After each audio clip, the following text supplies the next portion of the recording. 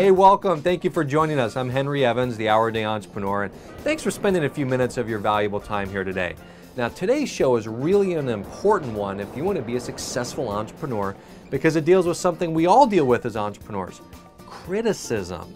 Okay, so today's question actually comes from Vanessa. So just a little bit of background here.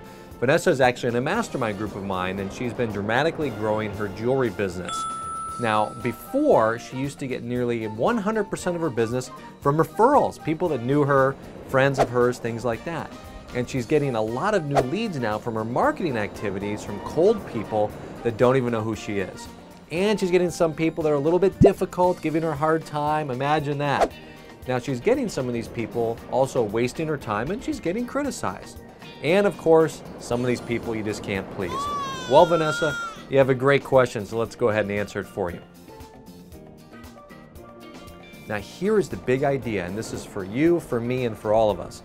Being criticized as an entrepreneur is exactly what should be happening. See, as you reach more people and grow your business, you're going to have more people saying no and more people getting turned off to your message. You think everybody loves Sir Richard Branson or Bill Gates? Or how about Steve Jobs? The answer is no. You're going to always please some and make some others unhappy, no matter how hard you try. And this is actually where an important part of entrepreneurship comes in, developing a thick skin to criticism. And I know it sounds a little strange, but what you want to do is actually celebrate these types of situations. It's how we grow. And actually, the more no's you hear, it means you're reaching more people and impacting more people. And sometimes there are people you just can't make happy. Don't ask me why, they're just difficult human beings.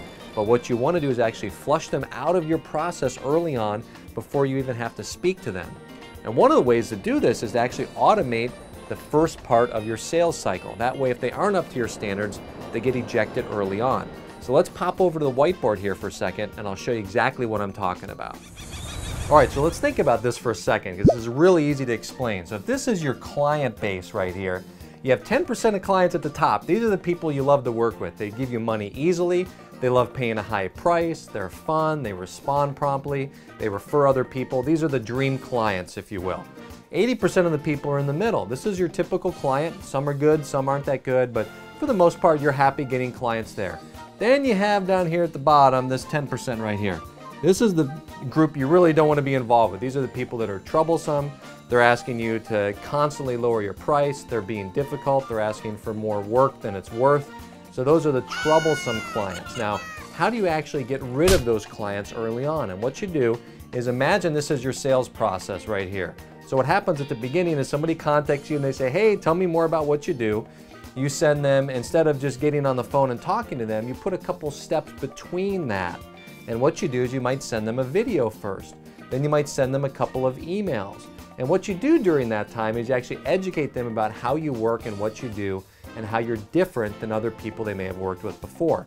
When you do that, what happens is two things. Number one is before they actually get on the phone with you, this is when they become a client over there. Before they get on the phone with you, what's going to happen is one of two things. One is that they're going to eject out of the process. They're going to leave here, or they're going to leave here, or they're going to leave here.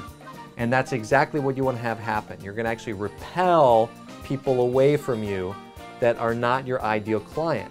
And what's going to happen, the other side of that, the flip side of that, is you're going to attract more of the people you want, which is this group up here in the top part of the middle group. And you're going to bring those people in.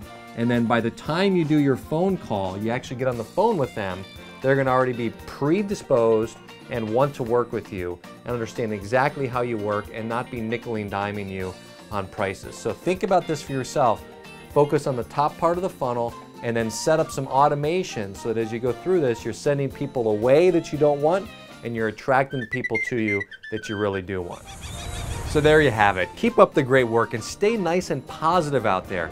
Take the criticism in stride and you're going to actually be a better entrepreneur for it. Now, if you watch this far, you definitely want to become a subscriber. Please comment on today's episode and make sure to subscribe to our YouTube channel online or visit us at the link you see below, OurDayEntrepreneur.com, to get notified of the latest episodes. This is Henry Evans, the Our Day Entrepreneur, and remember, you're just one focused hour a day away from achieving your dreams, and I'll see you next time. So I'm just going to go through this content, so we'll wait a second. do, do, do, do, do, do, do.